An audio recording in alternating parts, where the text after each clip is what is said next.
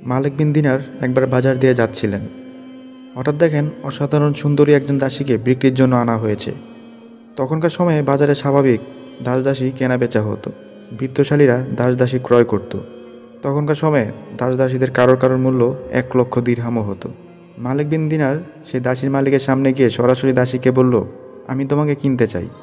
এ কথা শুনে সেখানে উপস্থিত সবাই ও দাসী হেসে ফেলল। এমনকি দাসীও বলল, আপনার মতো গরিব লোক আমাকে কি করে কিনবেন? মালিক ঠাট্টা ছলে বলল, এ দাসীর মূল্য আপনি কত দিতে পারবেন? মালিক বিন দিনার বললেন, কত দাম দেব? আমি খুব সস্তায় কিনতে চাই। দাসীর মালিক বলল, বলুন কত দাম দেবেন? মালিক বিন দিনার বলল, আমার কাছে এই দাসীর মূল্য হচ্ছে খেজুরের চুষে খাওয়া 2টি দানা। এই উত্তর শুনে দাসীর মালিক ও উপস্থিত সবাই উচ্চস্বরে হেসে উঠল। দাসীর মালিক বলল, এটা কি কোনো দাম হলো? মালিক বিন দিনার বলল, যদি এ দাসী সুগন্ধি না মাখে তাহলে ঘামের গন্ধে তার শরীর দুর্গন্ধময় হয়ে যাবে। প্রতিদিন যদি দাঁত পরিষ্কার না করে তাহলে কাছে বসা যাবে না। প্রতিদিন যদি মাথা না আঁচড়ায় তাহলে তার মাথায় উকুন দিয়ে ভরে যাবে এবং অন্যের মাথায় চলে যাওয়ার সম্ভাবনা থাকে। কয়েক বছর পর সে বৃদ্ধ হয়ে যাবে। তখন সে একদম অকেজো হয়ে যাবে।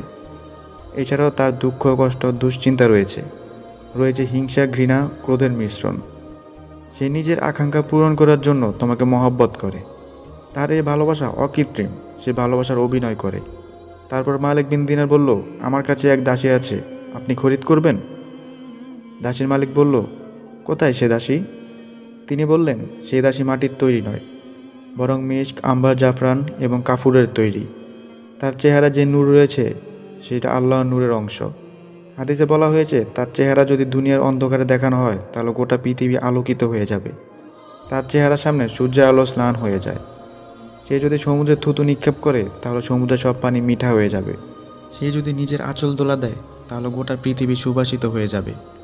সে জাফরান এবং মেশকের বাগানে প্রতিপালিত হয়েছে, তাসনিম ঝর্ণার পানি পান করেছে। তার ভালোবাসা খাঁটি, সে ভালোবাসা কোনো কৃত্রিমতা নেই। সে একান্ত অনুগত, এমনকি আনুগত্যের কোনো ফাঁকি নেই। তার মনে কোনো হিংসা, অহংকার, ক্রোধ নেই। তার বয়স বাড়বে না। সে সবসময় থেকে যাবে সুন্দরী এবং যুবতী। তার কখনো মৃত্যু হবে না। এবার বলো, আমার দাসী উত্তম নাকি তোমার দাসী উত্তম? দাসীর মালিক বলল, আপনি যে দাসীর কথা বলেছেন নিঃসন্দেহে সে অতি উত্তম, কিন্তু তার মূল্য কত? তিনি বললেন, তার মূল্য বেশি নয়। তাকে পেতে হলে কেবলমাত্র আল্লাহকে সন্তুষ্ট করতে হবে। এই কথা শোনার পর দাসীর মালিকের অন্তরে পরিবর্তন আসলো। সে দাসীকে বলল, শুনলে তো উনি কি বলেছেন? যাও, তোমাকে আল্লাহর নামে আজাদ করে দিলাম।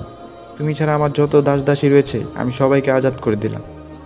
আমার সমুদয় ধন সম্পদ গরিব দুঃখীদের মধ্যে বিতরণ করে দেব। দাসীর মালিক দামি দামি পোশাক দান করে ঘরের দরজা জানালার পর্দা দিয়ে নিজের জামা তৈরি করলো। দারিদ্রতার জীবনকে বেছে নিল।